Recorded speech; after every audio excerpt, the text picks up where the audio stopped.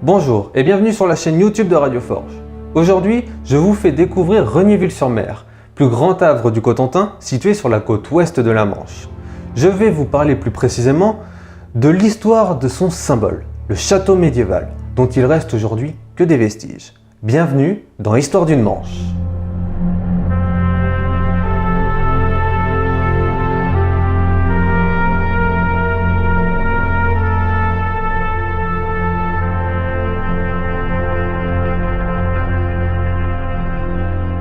Fondé au cours du XIIe siècle, les premières traces de l'existence du château apparaissent dans un texte de 1141. Celui-ci énumère les biens immobiliers des successeurs de Guillaume le Conquérant. Ce château est à l'origine édifié à Regnéville-sur-Mer pour protéger l'un des plus importants et des plus actifs ports d'échouage du Cotentin. Seulement, très peu de documents nous permettent d'établir l'histoire du château de Regnéville-sur-Mer avant le XIVe siècle. C'est en 1336 que le château passe dans les mains de Charles le Mauvais, qui est alors roi de Navarre, et qui a hérité des possessions normandes de son père, le comte d'Évreux Philippe III de Navarre. En plein milieu de la guerre de Cent Ans, voyant s'opposer le royaume d'Angleterre et le royaume de France, Charles le Mauvais est un grand allié des Anglais. Maître d'une grande partie de la Normandie, le roi de Navarre fait le choix d'entamer de grands travaux dans l'objectif de se protéger de Charles V, arrivé récemment à la tête du royaume de France. Le château de Regnéville bénéficie de ces travaux et prend alors forme avec notamment son donjon rectangulaire de 4 étages dont les murs pouvaient dépasser les 3 mètres d'épaisseur.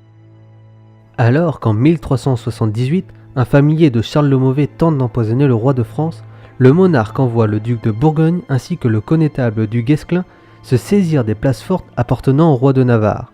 C'est au mois de mai 1378 que la forteresse de Regnéville devient la possession du royaume de France.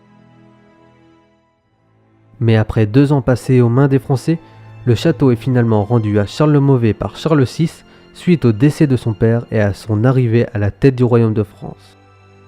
C'est en 1404 que le château quitte définitivement le patrimoine navarrais et réintègre le domaine royal suite à la cession de la Normandie par Charles III, fils de Charles le Mauvais. Alors que la guerre de Cent Ans fait toujours rage, le duc de Gloucester s'empare en 1418 de la forteresse de Regnéville pour le compte du roi d'Angleterre, Henri VI. Celui-ci envoie une 50aine d'hommes pour former une garnison. Seulement, cette occupation est très impopulaire et une résistance regnévillaise se forme en se manifestant par des propos hostiles ou des agressions contre les soldats anglais. Seulement, cette résistance sera très mal organisée. Il faudra attendre 31 ans pour que les Anglais soient chassés de Regnéville.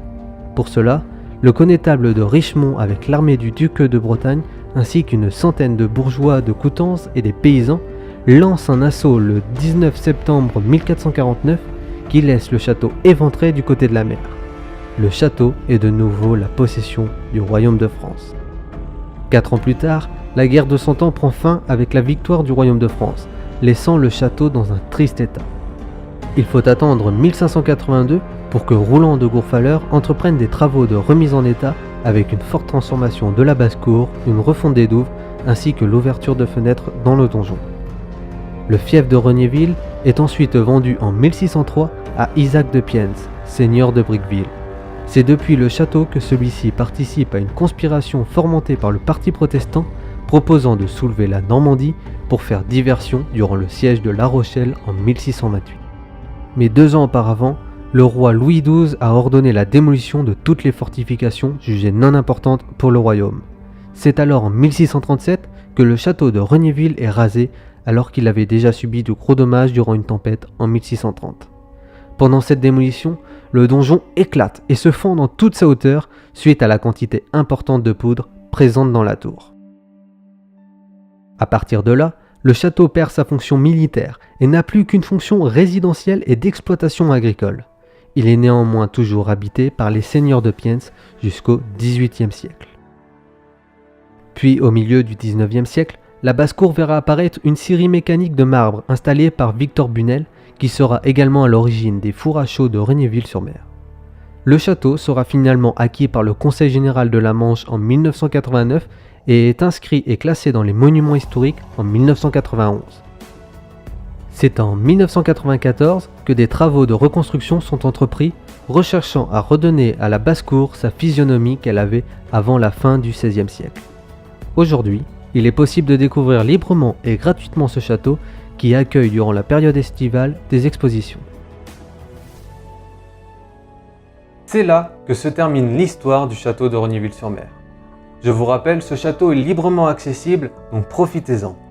Si vous avez apprécié cette histoire et que vous souhaitez en savoir plus sur l'histoire de notre département, je vous invite à suivre notre chaîne YouTube sur laquelle sera publié le prochain épisode d'Histoire d'une Manche. Si vous ne pouvez pas attendre, venez écouter en exclusivité le prochain épisode sur Radio Forge. Et n'oubliez pas, chaque nouveau jour crée l'histoire.